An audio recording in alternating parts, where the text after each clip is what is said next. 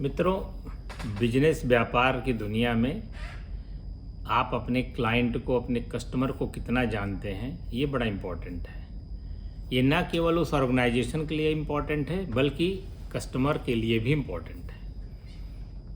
MB act में जो हमारे प्रयोक्ता हैं वाहनों के, वही हमारे कस्टमर हैं। जो वाहन है वो हमारा सब कुछ है। हमारे सारे नियम कानून वाहन पे ही लागू होते हैं। हो क्या रहा था कि जब टोल टैक्स पर फास्टैग की व्यवस्था सरकार ने लागू की, तो हमारे जो तमाम चतुर लोग हैं, ये चतुर्लिंगम टाइप के लोग समाज में मिलते रहते हैं ना, तो इन लोगों ने क्या किया कि कार का फास्टैग बना लिया और ट्रक पे लगा लिया। कुछ और स्मार्ट लोग थे जो फास्टैग को लेमिनेट करा के जेब में रखे रहते थे, तो जिस भी गाड़ी से जाते तो वही फास्टैग दिखा देते थे। अब इससे क्या हो रहा था? सरकार का लगातार रेवेन्यू का लॉस हो रहा था। टोल टैक्स पे विवाद बढ़ रहे थे, टोल टैक्स पे समस्याएं बढ़ रही थी क्योंकि कंप्यूटर उस फास्टैग को पढ़ नहीं पाता था। कभी कभी क्या हुआ कि किसी ने अपनी गाड़ी बेच दी और उसने फास्टैग बंद कराना भूल गया, तो जो नए परचेजर थे उन भाई साहब ने क्या किया, पुराने फास्टैग पे गाड़ी रौंद डाली और उसके खाते से पैसे खाली होने लगे। इन सारी समस्याओं की और इन शिकायतों की जब भरमार हो गई, तो गवर्नमेंट ऑफ इंडिया ने NHAI के माध्यम से एक परियोजना लागू की। उसका नाम था KYV, नो योर व्हीकल। ये KYV पिछले साल 31 अक्टूबर 24 से लागू हुआ है और इसको कंटिन्यू किया जा रहा है। ये आज भी प्रचलन में है। यानी कि आपको अपने वाहन के डाटा को वेरीफाई कराना होगा। ये आपका दायित्व है। और ख़ास तौर पे जो वाणिज्यिक हैं, व्यावसायिक हैं, कमर्शियल हैं, ट्रक हैं, डंपर हैं, बड़े बड़े कंटेनर्स हैं, कैरियर्स हैं, इनको तो एकदम अनिवार्य है कराना। अब इस KYV में सरकार ने ये क्या कहा कि इसमें पहला निर्देश था कि जितने फास्ट गाड़ियां हैं 4 पहिया, सब पे फास्टैग अनिवार्य है और जितने फास्टैग लगे हुए लोग हैं उनको KYV कराना अनिवार्य है। नो योर व्हीकल आपके लिए अनिवार्यता है। अब इसमें करना क्या है? इसमें करना यह है कि आपको सबसे पहले अपना KYV अपडेट कराना बैंक में जाके। किस बैंक में जाएंगे? जिसने आपको फास्टैग दिया है।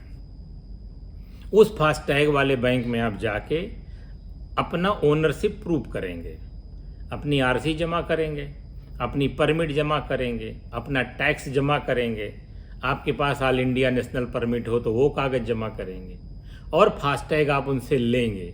फास्टैग लेने के बाद जो NHAI के मानक हैं कि गाड़ी के बीचों बीच ऊपर फास्टैग को चिपकाया जाएगा, फास्टैग वहाँ आप चिपकाएंगे और अपनी गाड़ी का फ्रंट से फ़ोटो खींचेंगे जिसमें नंबर प्लेट और फास्टैग की लोकेशन दोनों स्पष्ट हो और इसको भी ले जाके बैंक में जमा करेंगे। इस तरह से नो योर व्हीकल KYV की आपकी परियोजना पूरी होती है।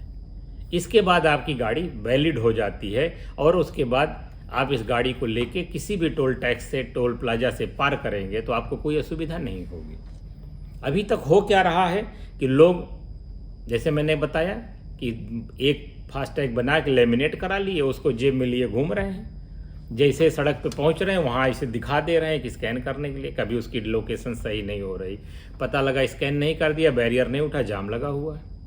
तो ऐसे जो लापरवाह टाइप के प्रयोक्ता थे उनके लिए सरकार ने ये नियम लागू किया कि यदि आपने KYV नहीं किया है तो आपकी गाड़ी को टोल प्लाजा से पार नहीं होने देंगे, आपका फास्टैग हम बंद करा देंगे।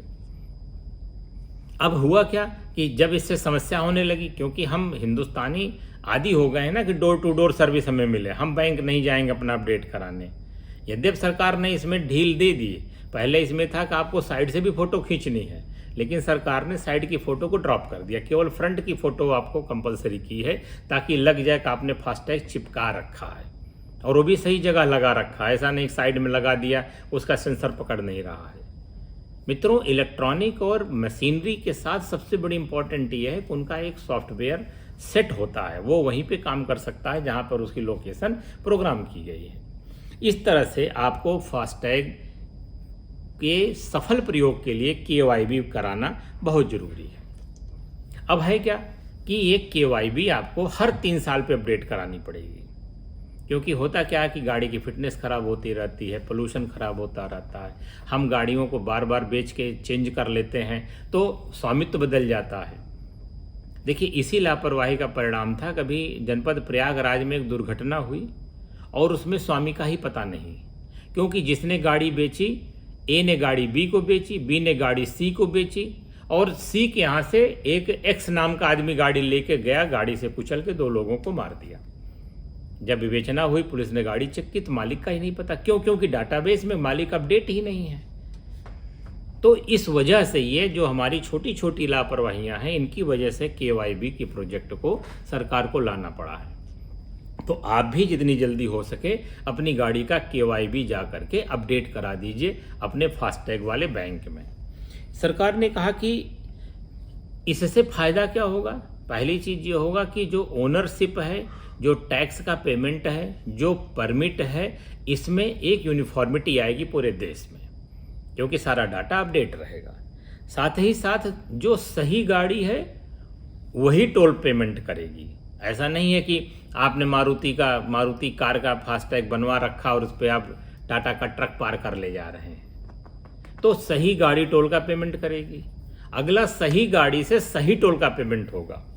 सवारी गाड़ी के फास्टैग है, कमर्शियल गाड़ी पर लगा हुआ है, 10 टन का माल लिए चले जा रहे हैं और टोल कितना दे रहे हैं? सवारी गाड़ी का।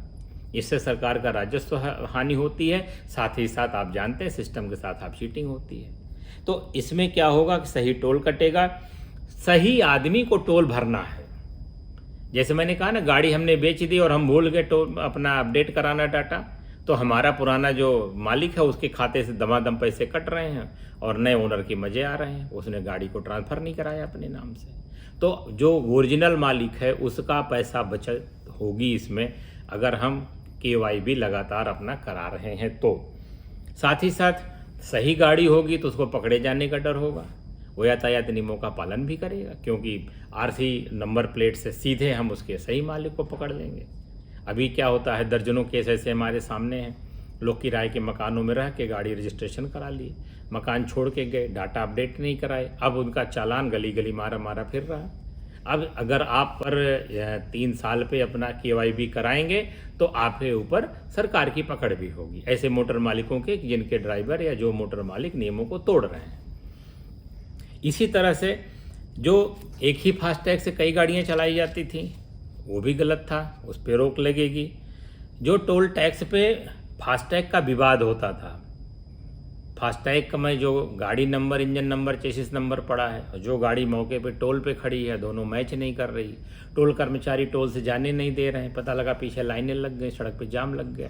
तो अनावश्यक टोल नाकों पे होने वाला विवाद और वहाँ लगने वाली लाइनों में भी हमें राहत मिलेगी।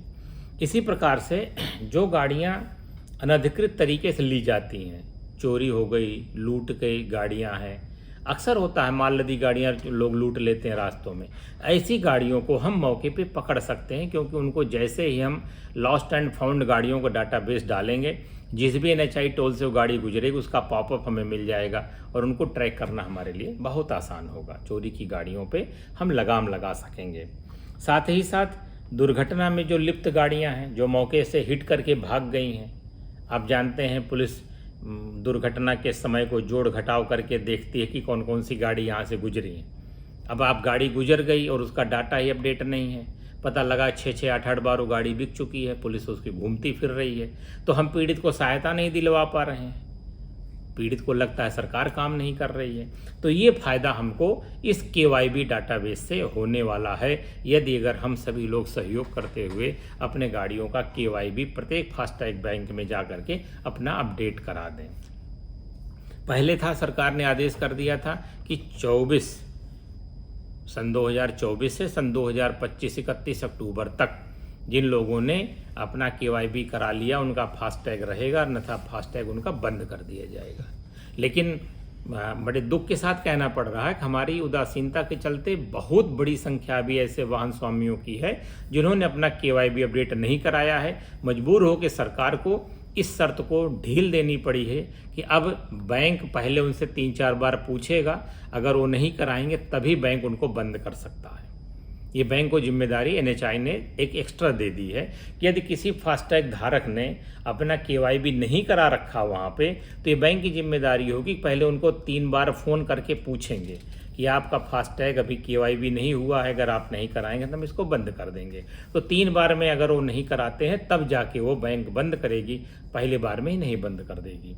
एनएचआई या भारत सरकार वाहन स्वामियों की सुविधा के लिए तरह तरह के कदम उठा रहे हैं। ज़रूरत इस बात की है कि सभी वाहन स्वामी सरकार का साथ दें और अपनी गाड़ी का केवाईबी शीघ्रातिशीघ्र कराएं। तो मुझे उम्मीद है मित्रों कि वीडियो आपको पसंद आया होगा, आपको ये जानकारी लाभप्रद रही होगी। तो जल्दी से गाड़ी उठाइए और अपनी केवाईबी अपने निकटतम बैंक में जा कर के तुरंत कराएं। जय हिंद।